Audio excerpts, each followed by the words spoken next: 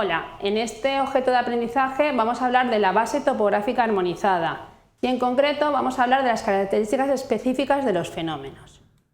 Vamos a ver que un fenómeno en su ficha del catálogo de fenómenos va a tener una definición, una geometría, vamos a ver los atributos que tiene que contar cada uno de los elementos, hablaremos también de lo que es el fenómeno hijo y el fenómeno padre, veremos cómo se clasifican y métodos de obtención de la cartografía, una selección, si existe en el caso, alguna nota aclaratoria para la ficha, luego qué controles de calidad tendría que pasar el elemento y por último si existe una rotulación y especificación. Normalmente no tenemos rotulaciones porque la base topográfica armonizada no está pensada para sacar cartografía impresa, pero a veces sí que en algunas fichas pues, nos dice pues, cuáles serían las variables visuales que deberíamos de utilizar en el caso de rotular. En esta transparencia, como podéis ver, nos aparece ya una ficha.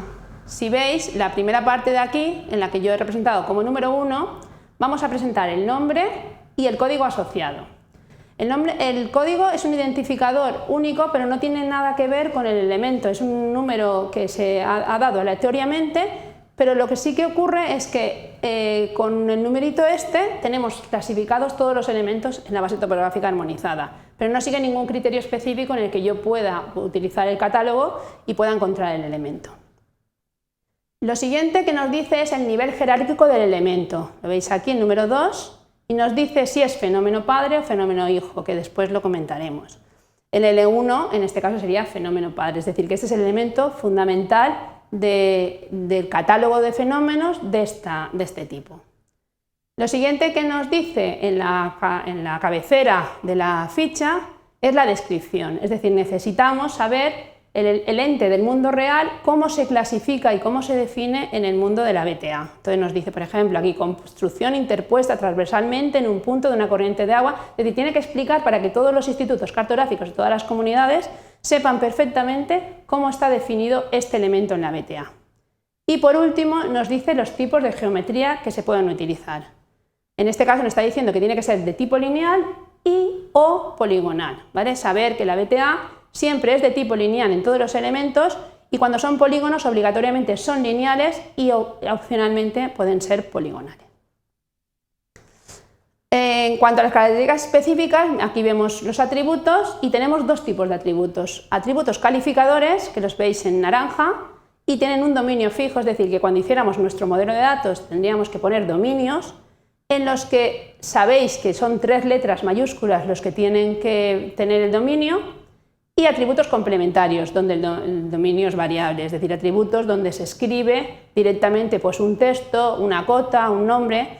En el ejemplo veis que la componente 1D, la 2D y este elemento que especifica qué clase de obra tenemos, pues estos serían en principio calificadores junto al idioma y después tendríamos la cota y el nombre en el que nosotros escribiríamos exactamente el valor de esos elementos.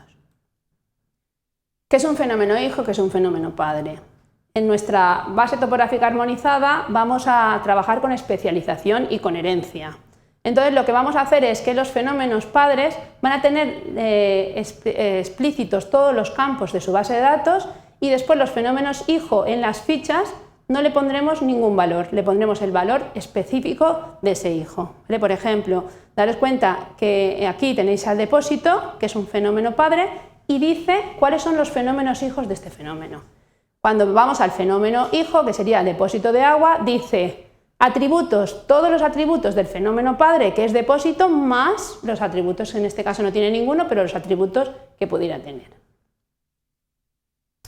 Por ejemplo, aquí veis en carreteras, vamos a ver una ficha completa, tendríamos pues el nombre, el número que se le pone a la BTA, la definición, la geometría, que en este caso sería lineal y poligonal, y los atributos. Nos va a decir todos los atributos que puede tener nuestro elemento, ¿vale? Nos diría todos los atributos, es decir, el modelo de datos de nuestro fenómeno carretera, que tendría pues componente 1D, componente 2D, la situación, y nos dice que todo esto en principio es con dominio fijo, nos diría también el estado, y aquí te das cuenta, ya nos dice en uso, sin construcción, es decir, nos obliga ya a que utilicemos una tabulación de dominios.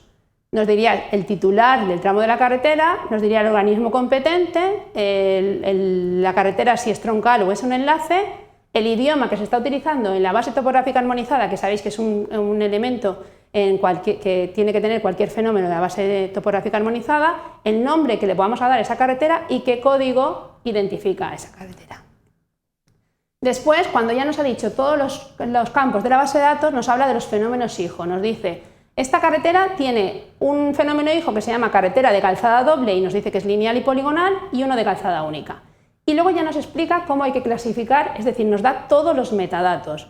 Nos dice cómo tenemos que clasificar la carretera, cómo tenemos que meter la información, cuándo un tramo es enlace, cuándo un tramo es troncal.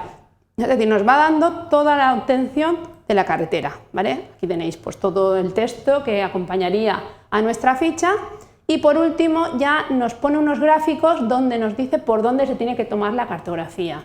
Como veis, aquí nos está dando el ente en el mundo real y luego nos está diciendo dónde tenemos que coger los datos para pasarlos a nuestra BTA.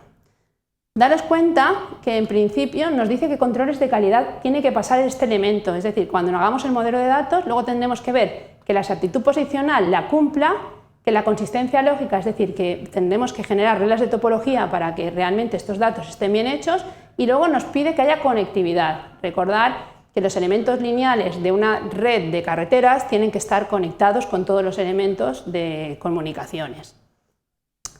Para finalizar, os voy a enseñar dos ejemplos de fichas de elementos hijos, en los que veis que el fenómeno aquí pone N2, y los atributos ponen los atributos del fenómeno carretera, y en este caso sí que este elemento hijo sí que tiene un atributo propio, que sería la clasificación técnica del tramo de carretera, si estamos hablando de calzada doble, y si estamos hablando de calzada única, que sería el siguiente fenómeno hijo, tendría que también decir si la clasificación técnica es vía rápida, convencional o sin clasificar. Bueno, con esto doy por finalizada este objeto de aprendizaje.